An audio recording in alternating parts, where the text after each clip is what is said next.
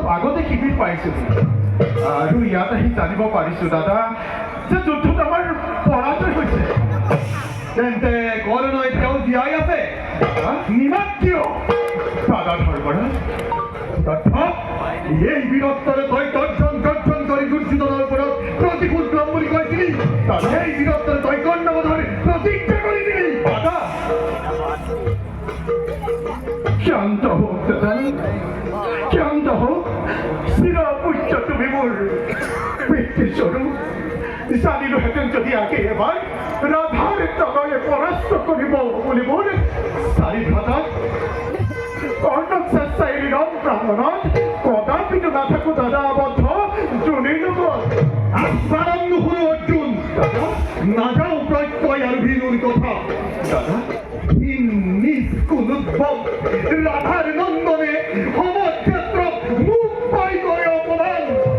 আৰু তই কাপুৰুষ যুদ্ধ কৰি হৰি সখীৰ মনত উৰাহত মাত্ৰ হৰি প্ৰত্যুষতে গৈ ক্ষমা কৰিবা দাদা, ক্ষমা কৰিবা। এই অধৰ্মক আৰু নদুখিবা দাদা। মাতৰ হও দাদা এই ভগতিৰে তই গান্ধীত ধৰিছ। এই ভগতিৰে তই নিজে নিজে গান্ধীবৰ কিনি দিব খান। দাদা নালাগে নালাগে ভীৰু, দলিয়াই অকমিলা গান্ধীবৰ নাই প্ৰয়োজন। দাদা কি কি তুমি মোৰ কান্দিব কৰিলা তুচ্ছ জ্ঞান? কি অবোধ,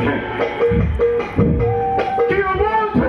লোৱা লোৱা পুৰস্কাৰ তোমাৰ নিৰ্মমিস্তৰ।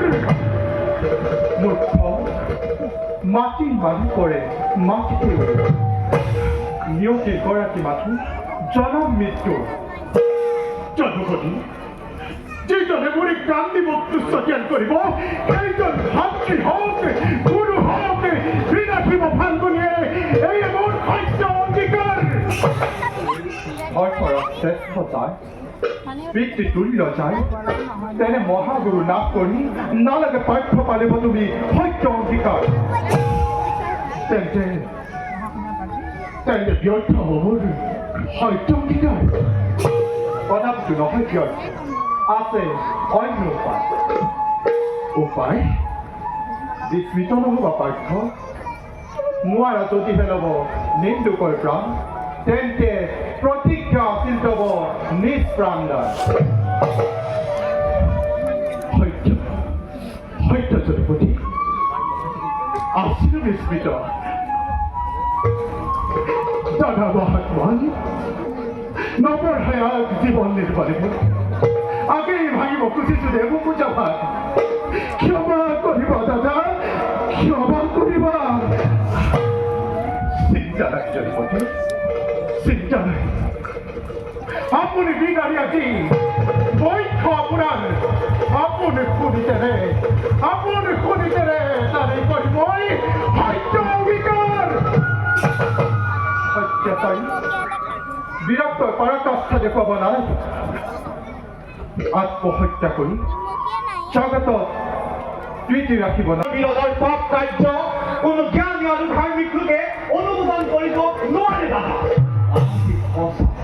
কোট মন্ত্ৰণা কৰি আপুনি এই বিবাদৰ গুৰি এই যুদ্ধৰ পৰহিত অভিমানী দুৰ্যোধনে তাৰ কথা মতে এই যুদ্ধত জাপ দিছে।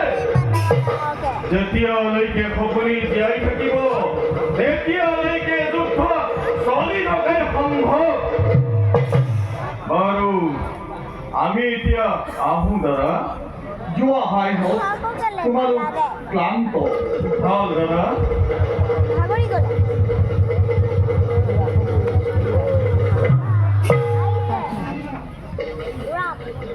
হে অনাদি অনন্ত অব্যক্ত নিরাকার নিরঞ্জন, তুমি এই আদি, তুমি এই শেষ।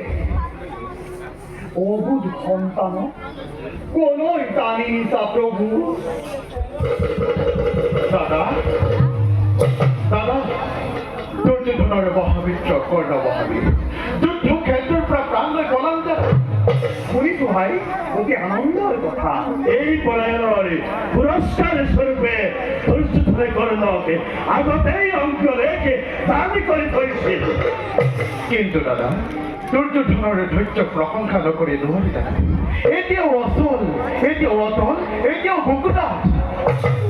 মানুহ হিচাপে ৰজা হিচাপে দুৰ্যোধন দুখী হলেও ক্ষত্ৰিয় হিচাপে পুৰুৰাজ এজন যথাৰ্থ বীৰ। সেই বীৰত্ব যাব, তাতহে বুকু কঁপি উঠিব। ঐ ভাই,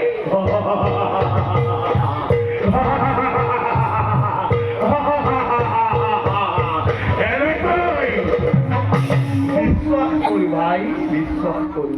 গুৰুপতিৰো কিন্তু অগাধ বিশ্বাস আছে কৰ্ণৰ ওপৰত। অযোগ্য বিশ্বাস স্থাপন কৰা নাই ফাল্গুনী।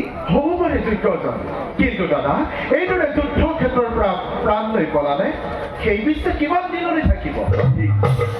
মোৰ ধাৰণা হৈছে এইবাৰ কৰ্ণই ৰূপা মূৰ্তি ধাৰণ কৰিব।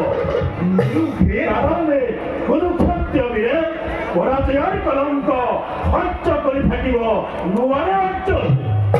মোৰো সেই ধাৰণা অৰ্জুন। তাৰ বাবে চিন্তা নকৰিব দাদা, যদুপতি আছে আমাৰ সহায়। যদুপতিয়ে কি কৰিব ককা? তোমাৰ পৰা গান্ধী বাৰু দাদাৰ পৰা গদা হৈ যুদ্ধ কৰিব পৰা শক্তি যদুপতিৰ এতিয়াও হোৱা নাই। আৰু তেনো এই কুৰুক্ষেত্ৰ সমৰত অস্ত্ৰ নধৰো বুলি শপত খাওঁনে? যদুপতি, তুমি নিৰস্ত্ৰ হলেও তোমাৰ অনন্ত শক্তিৰে ঠিকনাই আমাৰ পঞ্চভ্ৰাতা